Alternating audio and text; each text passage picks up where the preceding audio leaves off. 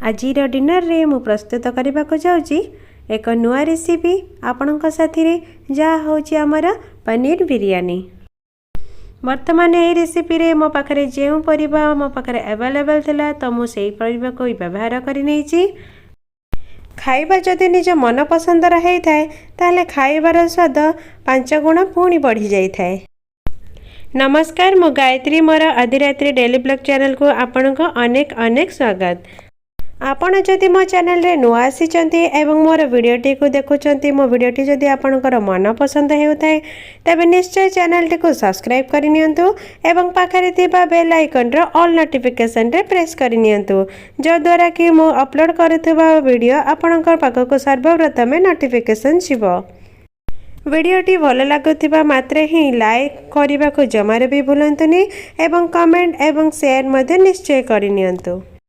तो आज रेसिपी प्रस्तुति पर मुझे दुईटी आलू को चपा छड़े भलारे काटी नहीं, दुईटी बड़ टमाटो, गाजर, कॉलीफ्लावर आउ धनिया पत्र को एमती काटी नहीं, किछि अदा किछि रसुण नहीं, दुईटी पियाज को मुझे काटी नहीं, 200 ग्राम पनीर मुझे ऐड कर नौची, याकू मुझे बड़ बड़ पीस करी काटी नहीं। खड़ा मसला मुझे 2 टी 3 टी तेजपत्र, किछि डालचीनी एवं 7 ରୁ 8टी गोलमरीच ही नहीं। आपण जदि चाहते आपण गुजराती ऐड करें। 3 चम्मच सोरिष तेल को भल भाव में गरम करने मो खड़ा मसला को सब दे नहीं एवं यह भल भाव में फुटिला मात्रे ही आम ए पियाज को ऐड करनबा। एठी मो 2टी बड़ पियाज को ये काटी नहीं, तो वर्तमान आम यह भल भाव में टिके कषि नबा, जमीती कि पियाजर नाली अंश आसीज, यार रंग बदलिया परे ही आम ए अदा रसुण पेस्ट को ऐड करनबा। जंजालमय जीवन रे मनीष जे केते आगे रही निजको केते पछारे पकई दउची ताहा तो आपने निश्चय देखिथिबे, किंतु स्वास्थ्यर जत्न ता भितरे निहाती नबा दरकार। आ सेति पे खाद्यर अवहेला तो जमारो भी केबे करंतु नहीं। एठी आमे अदा रसुण पेस्ट को ऐड करनबा एवं मसलाटी को भल भाव में कषि नबा। आज आम पुआ किटूर ख्वाइश रे हेची पनीर बिरयानी। से कहूला मामा पनीर सब्जी बना, पनीर सब्जी बना, तो मु कहली पनीर सब्जी कहीं बनेबा, तो पनीर बिरयानी बनईदबा। किछि जदि ता मन रुचिकर खाद्य बनीगला तार तो बहुत खुशी, आ से खुशी कहले न सरे। बहुत हसीबार कथा यह जे आमे जेतेबेले छोट थिले आमको जदि कहीं पचारुथिले तम घर आज कौन रोषेई हेची, आमे कही तो आमर आज पनियारी हेची। पनियारी कौन?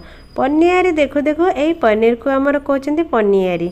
आउरी पुणी गोटे मजा कथा, कहीं आ छेना को छेना कहूना, समस्ते कहते पनीर। आज आमर पनीर हेची। एठी मु 2 चम्मच शाही बिरयानी मसला व्यवहार करिछि। आपण चाहिए 2 ରୁ 3 चम्मच मध्य शाही बिरयानी व्यवहार करें। गोटे स्पून गरम मसला मध्य ऐड कर नहीं, आवश्यक अनुसार आम रेड चिली पाउडर व्यवहार करवा। मु तो ये हाफ स्पून व्यवहार करनी। आपण को जदि आउ राग पसंद ताले आपण ए कंचा लंका भी ए पारे। 2 ରୁ 4 मिनिट आम यही भली भल भाव में मसलाटी को कषि नबा एवं कषि सारला परे यहाको 2 मिनिट पर्यंत टिके कवर देके यहाको बंद करि नबा। वर्तमान 2 मिनिट हो सारी, तो मुझे 2 स्पून टर्मरिक पाउडर बा हलदी मुझे व्यवहार करनौची।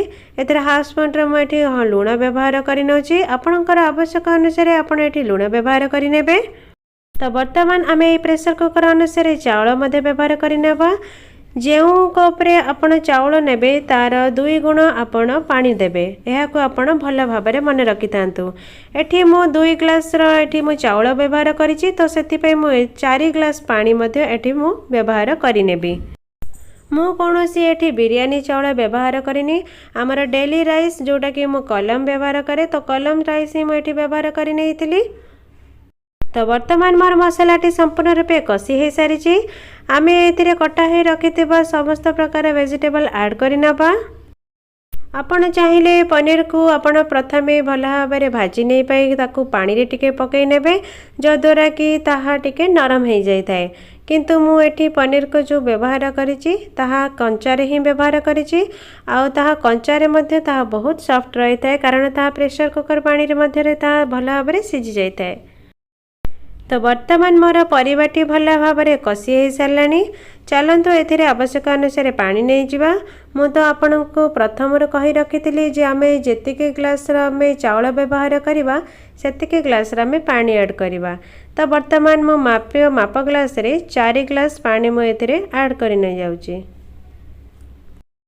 आपण यही बिरयानी संगे किसी रायता प्रस्तुत करनी जातु जमीती कि दही रे पियाजर किसी सालाड व्यवहार करके रखि चाउल को मुझे भल भाव में धोई नहीं जाइए।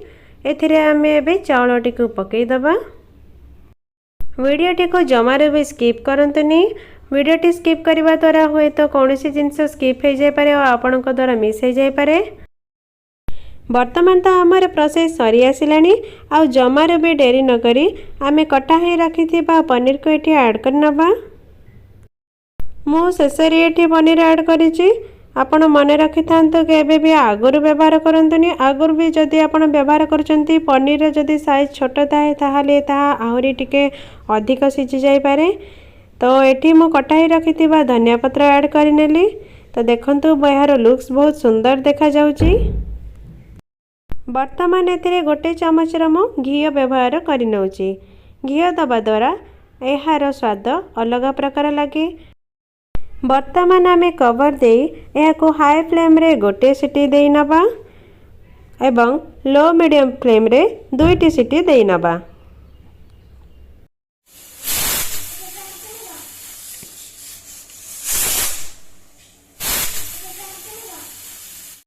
वर्तमान आमर 3टी हुइसिल हो सारिबा परे भल भाव में प्रेशर कुकर टी ठंडा हो सारी। वर्तमान मुझे कवर काढ़ी नौची।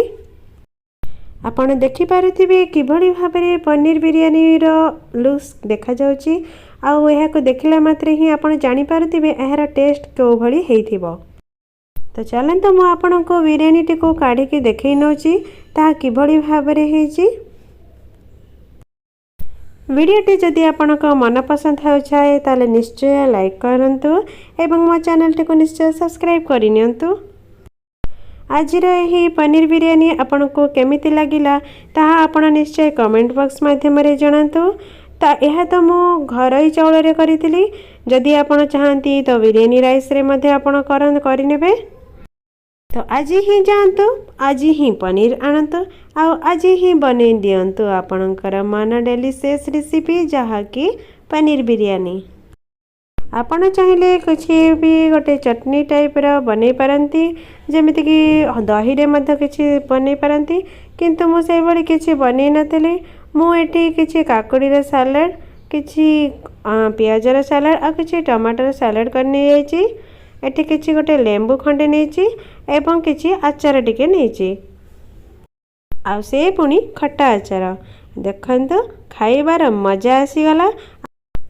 एही बड़ी सुंदर सुंदर रेसिपी पाई मो चैनल टी को निश्चय सब्सक्राइब करनियंतु एवं लाइक करने को जमारी भी भूलिबेनी। तो चलंतु मोर तो समय हो सारी। आपणक सहित देखा हबो नेक्स्ट नुआ रेसिपी रे एवं एही चैनल अधिरात्रि डेली ब्लॉग रे। धन्यवाद।